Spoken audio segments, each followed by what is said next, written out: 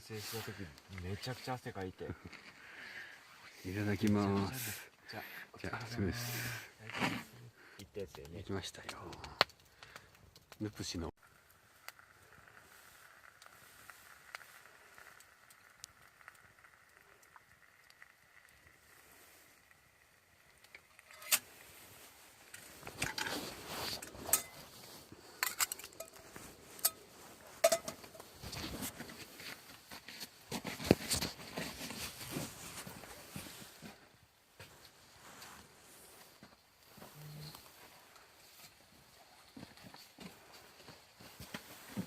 出る？いや食べはしないですけど溶かすだけ。雪を溶かしてここにこれを米をねはいはいはい。入れて温めたいんですけど、温めるだけです。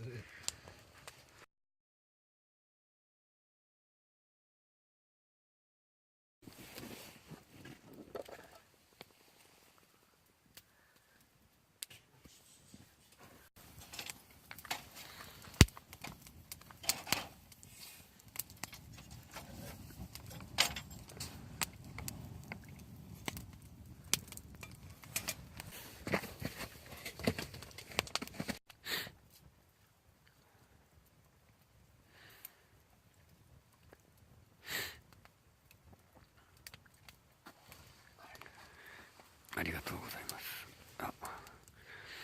またソロキャンピーさんのご好意に甘えましてキムチ鍋とカレーを食べます。